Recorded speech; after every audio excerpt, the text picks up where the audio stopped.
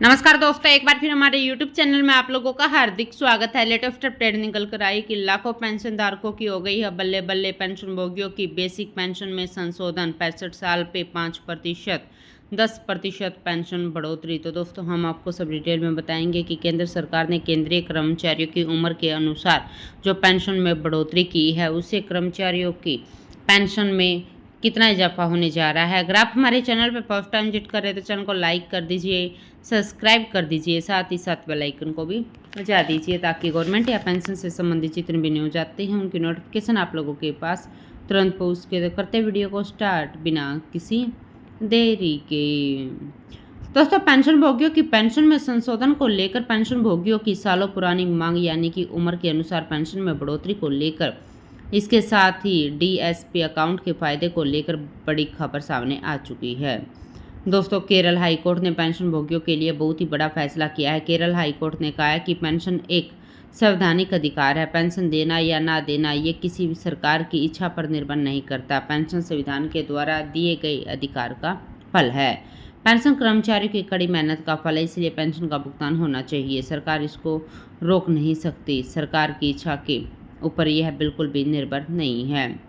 Bharat pension भोगी समाज ने केंद्र सरकार से बड़ी मांग की है कि अब समय आ चुका है कि पेंशन में संशोधन किया जाए। पुरानी प्रथा को समाप्त करते हुए पेंशन प्रणाली में अपडेट की जाए। भारतीय पेंशन भोगी समाज ने कहा है कि कर्मचारी जब रिटायर होते हैं तो उनकी बेसिक का 50% पेंशन दिया जाता है, लेकिन पहले 70% देने का नियम था जिसको खत्म किया जाए। ऐसे में अब समय आ चुका है कि इसमें बदलाव किया जाए और अंतिम बेसिक वेतन का 67% पेंशन का भुगतान किया जाए। अब देखना है कि सरकार क्या निर्णय लेती है। भारत पेंशन भोगी समाज ने एक और बड़ी मांग केंद्र सरकार के सामने रखी है कि 65 साल पर 5%, 70 साल पर 10%, 75 साल पर 15% पेंशन बढ़ोतरी अगर होती है तो पेंशन भोगियों में जीने की इच्छा पैदा होगी। इसमें एक नई ऊर्जा उत्पन्न होगी, इसलिए कल्याणकारी योजना को तुरंत लागू किया जाए जिससे पेंशन भोगियों को फायदा हो। अभी के नियम के हिसाब से 80 साल पूरी होने के बाद उनकी बेसिक पेंशन में 20% की बढ़ोतरी की जाती है। इसका लाभ बहुत ही कम पेंशन भोगी उठा पाते, इसलिए सरकार 65 साल से ही पेंशन में 5, 10 और 15% इस प्रकार बढ़ोतरी करके पेंशन भोगियों के हित में फैसला ले। दोस्तों, पेंशन भोगियों की बहुत सारी समस्याएं होती है, जैसे कि उनकी पेंशन में संशोधन ना होना पाना, एरियर का भुगतान न होना।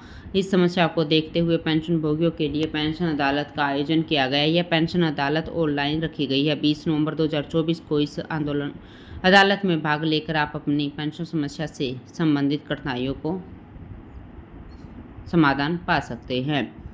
दोस्तों, अगर आप इसमें भाग लेना चाहते हैं तो कमेंट में यस टाइप करना होगा।